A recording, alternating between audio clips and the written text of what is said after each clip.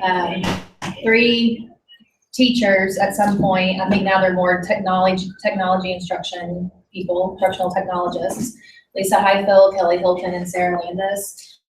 They are also the 3, there's like the teachers. No, it's like the tech chicks, Hyperdoc girls. Hyperdoc girls. But they have, go ahead and go to the next slide. They have this website, Teachers Give Teachers. And so, similar to Teachers Pay Teachers, except you don't pay. It's just, and if you create things, you can also post it on there to share with other educators. And it's free. Yes, yeah, the Hyperdoc girls. So, my personal dealing with Hyperdocs is I do not use a textbook in my classroom. I do all the reading skills I need to just out of the short stories that I find or the novels we read in class. And I really wanted to dive in this year with going with a digital classroom. Wanted to see how far I could go, what the kids could do with it. And I found that using Hyperdocs just really gave the kids a platform to be able to create, but then to also, I could share things with them. They could manipulate things that I gave them. I could give them links within a presentation that they could go to. It took off like wildfire. Almost every single lesson I did last year was all based around the Hyperdoc. All different links, some Hyperdocs that I have found can be up to 50 slides. The ones that I did were primarily like 6 to 9 slides, but I kept a little bit more concise, and I'll talk about that a little bit later. So in this resource that you have teachers, like she said, upload into here, and even though I probably wouldn't use this, I just typed in 5th grade science, and then it came up with ones that are made,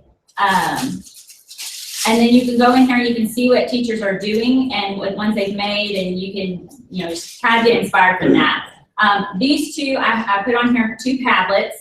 You can go to these Padlets, and there are hundreds of ones that teachers have uploaded for free for you to use, make a copy of. And I mean, whatever you teach, I'm sure something on here is, our internet is lovely, but there's 2 of them. And when this loads, I mean, you can scroll through here, and I mean, there are just hundreds that people just add to this Padlet, and I mean, more come on there daily. And so you just can go through there and find ones that pertain to you, and and I would take what I saw and then would make my own. So that's just a good for you to see what others have done and the layouts they use. And I have 2 different Padlets. Padlet 1 and Padlet 2 here for you that you can look through and find resources to get you started. I would say for those that are not familiar with Hyperdocs, a worksheet on steroids. If you had like a worksheet that you gave your students, but you wanted them to be able to interact with it, like click on something that would take them somewhere, gave them spaces to write or create on as well. A lot of teachers use Google Docs to create their Hyperdocs. Lexi and I tend to use slides. I like it for a grading purpose that I'll talk about at the end. It's just right there on the edge that the kids can see. They can kind of skip around to work on whichever part of the assignment that they want to. Yes.